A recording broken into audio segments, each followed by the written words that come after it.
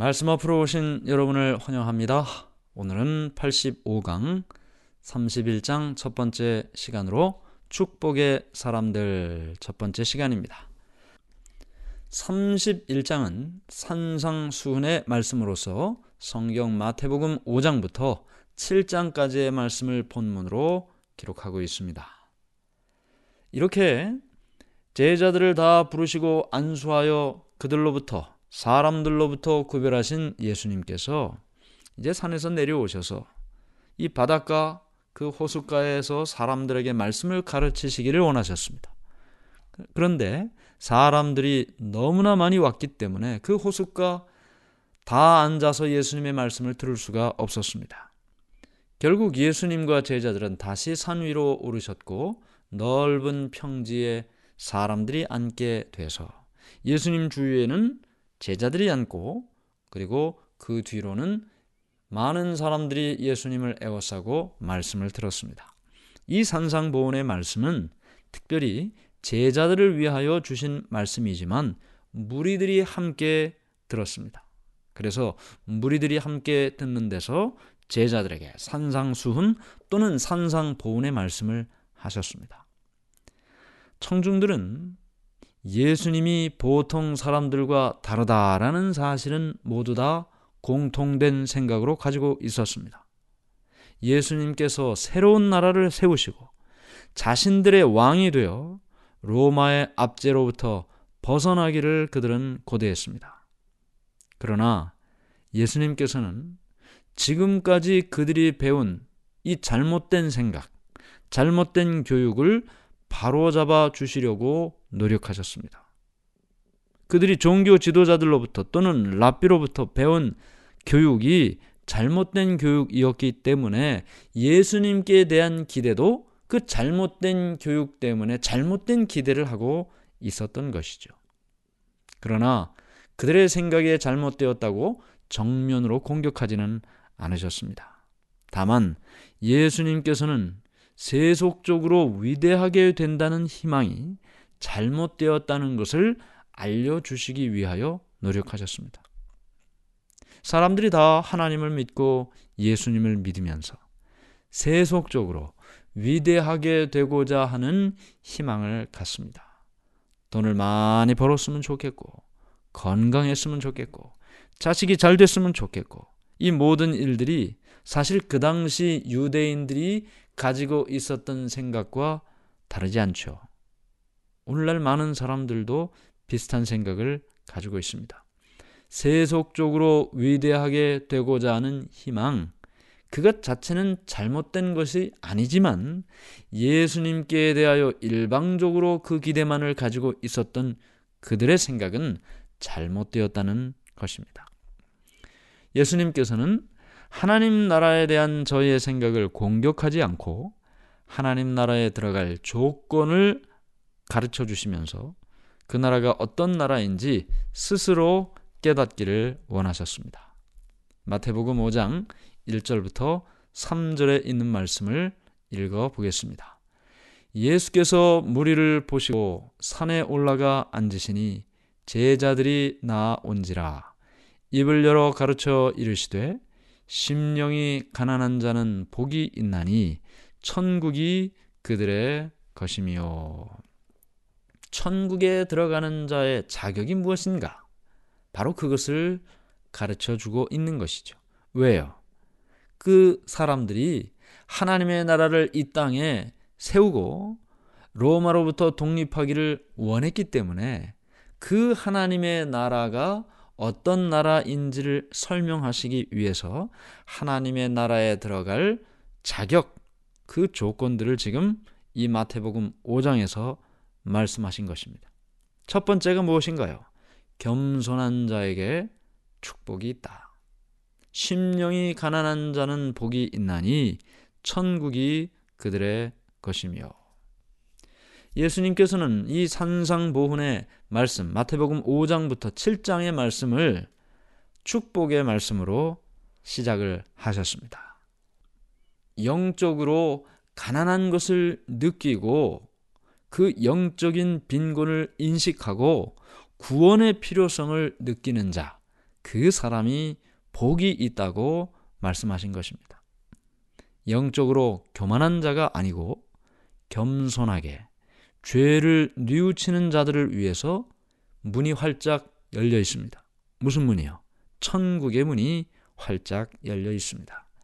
사람이 자신의 연약함을 깨닫고 모든 자부심, 자만심, 또 심지어는 자존심까지도 버리고 자신을 하나님께 굴복시키기 전에는 예수님께서 그 사람을 위하여 할 수 있는 일이 아무것도 없습니다. 필요를 느끼는 사람에게는 예수님을 통해 모든 문이 열려 있지만 교만한 사람에게는 어떤 문도 열리지 않는 것입니다. 신앙을 하다 보면 자신이 오랜 신앙을 했든지 재정을 많이 헌금을 했든지 봉사를 많이 했든지 그 어떤 이유에서든지 스스로 교만한 마음을 가지고 있을 경우가 너무나 많이 있습니다. 그런데 예수님께서 첫 번째로 하나님의 나라에 들어갈 사람의 첫 번째 조건으로 교만의 반대, 겸손하게 자신의 필요를 하나님께 구하는 자, 자신의 연약함을 깨닫고 하나님께 전적으로 그 필요를 구하는 자, 그 사람이 복 있는 자고 첫 번째 천국에 들어갈 조건이라고 말씀하셨습니다. 이사야 57장 15절 말씀. 지극히 존귀하며 영원히 거하시며 거룩하다 이름하는 이가 이와 같이 말씀하시되 내가 높고 거룩한 곳에 있으며 또한 통회하고 마음이 겸손한 자와 함께 있나니 이는 겸손한 자의 영을 소생시키며 통회하는 자의 마음을 소생시키려 함이라. 통회하고 마음이 겸손한 자와 함께 있다. 겸손한 자의 영을 소생시키고 통회하는 자의 마음을 소생시키신다.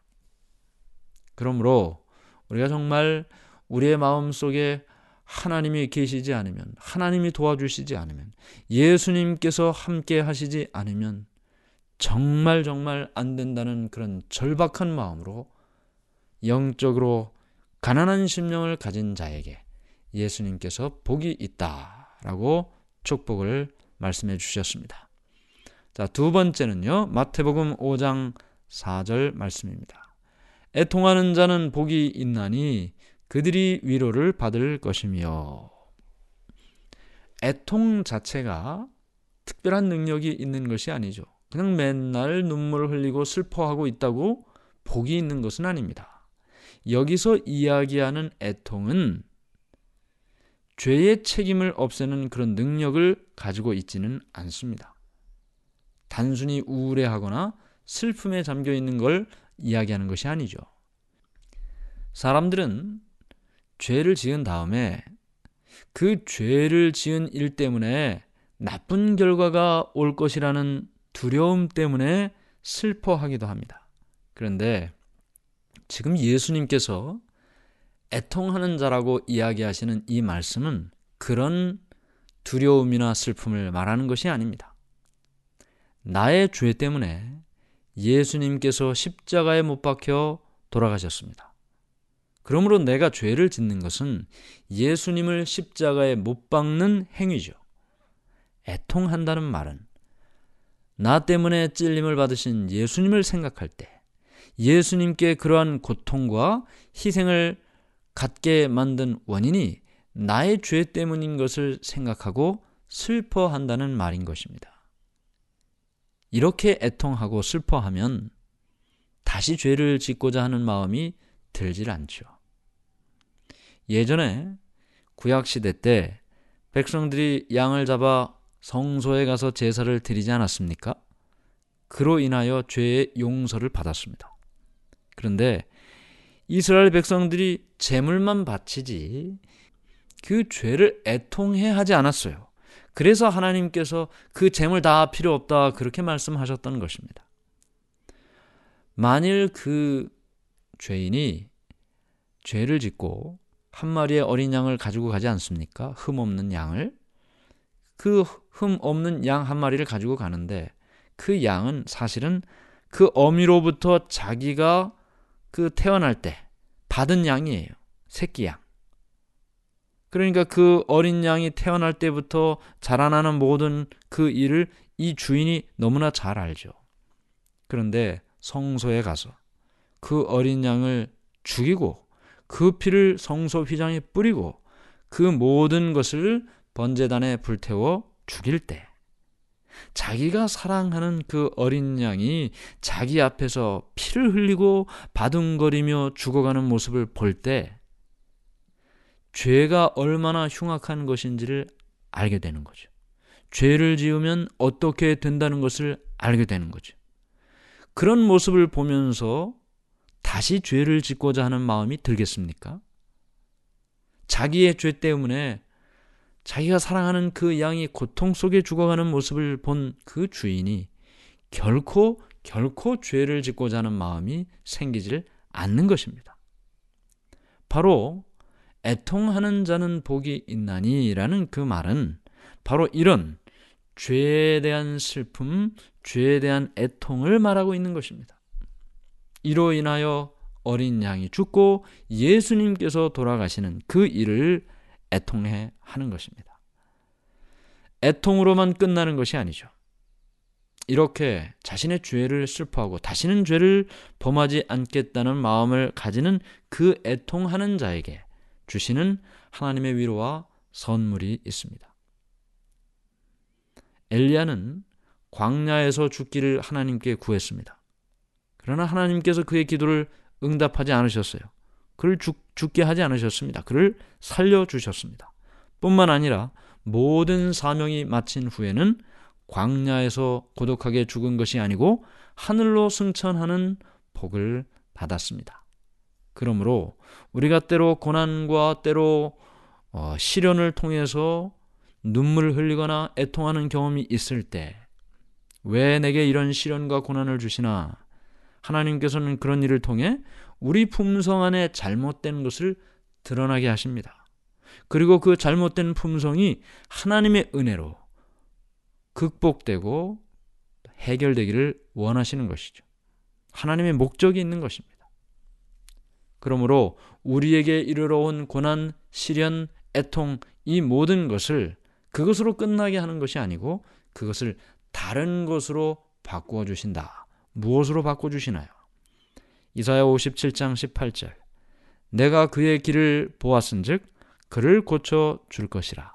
그를 인도하며 그와 그를 슬퍼하는 자들에게 위로를 다시 얻게 하리라. 슬퍼하는 자에게 위로를 얻게 해 주신다. 예레미야 31장 13절입니다.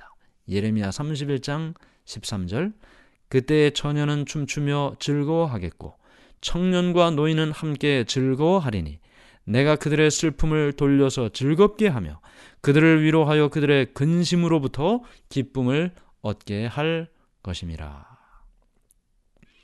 그리스도 안에서 애통하는 자, 그리스도 안에서 시련과 고난을 겪는 자, 결코 그것으로 끝나지 않습니다.